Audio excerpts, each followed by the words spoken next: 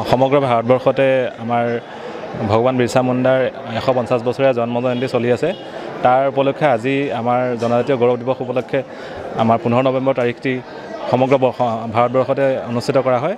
সেই উপলক্ষে আজি আমাৰ মাজুলী জিলা প্ৰশাসনে আমাৰ মাজুলী জিলাত কেন্দ্ৰীয়ভাৱে এই অনুষ্ঠানটি আয়োজন কৰিছিলে।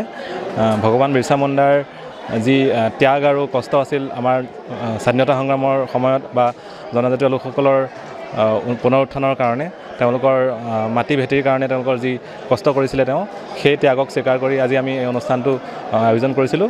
আৰু এই অনুষ্ঠানত জড়িত থকা সকলো আমি আমাৰ মাজুলী জিলাৰ বিভিন্ন দল সংগঠনৰ জনজাতীয় লোকসকলক আমি ধন্যবাদ জনাইছোঁ আৰু লগতে মাজুলী জিলাৰ সন্মানীয় বিধায়কক ধন্যবাদ জনাইছোঁ। তেওঁ আমাৰ ইয়াতে অনুষ্ঠানটিত মুখ্য অতিথি হিচাপে উপস্থিত থাকি আমাৰ সভাখনিৰ সৌষ্ঠৱ বৃদ্ধি কৰে আৰু ইয়াকে কৈ মোৰ ভগৱান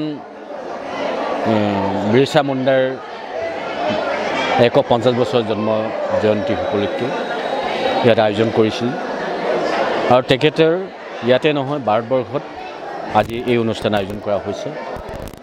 তেখেতৰ যিবোৰ স্বাধীনতা সংগ্ৰামত পুতপোহৰ লগাৰ পিছতো আমাৰ জনজাতি সমাজৰ কাৰণে যিটো চিন্তা চৰ্চা সেয়ে আমাৰ ভাৰতৰ প্ৰধানমন্ত্ৰী নৰেন্দ্ৰ মোদী ডাঙৰীয়াই তেখেতৰ চিন্তাত এই কাৰ্যসূচীটো আয়োজন কৰিবলৈ দিয়া হৈছে।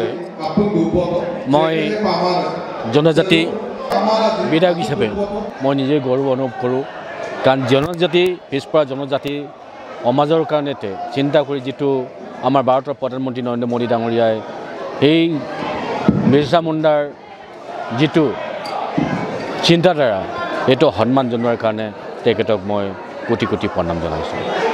যিকোনো খবৰৰ বাবে যোগাযোগ কৰক 7099017330 লগতে 7099017110 নম্বৰত।